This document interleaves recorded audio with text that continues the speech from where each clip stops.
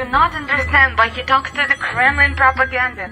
He doesn't talk to us. Ces manifestations ont un point commun.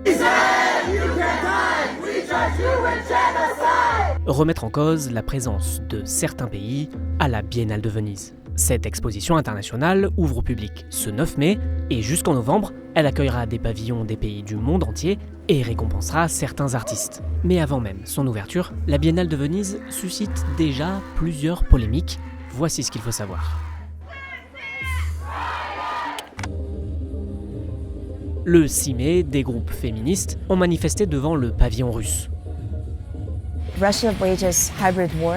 It's not just tanks and drones, murders and rapes in Ukraine, but also it is culture, art, language. En fait, c'est la première fois depuis 2022 et l'invasion à grande échelle de l'Ukraine que la Russie rouvre son pavillon à l'exposition. Et depuis l'annonce de la présence russe à cette édition, plusieurs associations appellent à son boycott.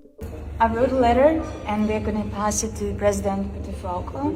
And I really hope that he will choose the path of dignity and bravery and refuse Russia's re-entry into the heart of cultural Europe. Mais il n'y a pas que la présence du pavillon russe qui suscite la polémique.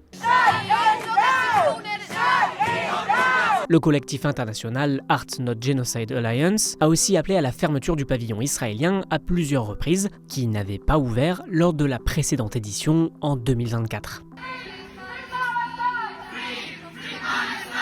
We gather as art workers to refuse the presence of a genocidal apartheid state. La présence des bâtiments russes et israéliens a créé des tensions au sein même de l'organisation de la Biennale. Par exemple, le 30 avril, le jury de la Biennale, qui attribue les différentes récompenses, a démissionné. Parmi les raisons, s'opposer à l'invitation de la Russie par les organisateurs. Ce jury avait également affirmé qu'il exclurait du palmarès les pays dont le dirigeant est poursuivi par la Cour pénale internationale. C'est le cas de Vladimir Poutine et Benyamin Netanyahou. Israel, while facing ICC warrants for war crimes and crimes against humanity, receives no sanctions, no conditions, no consequences.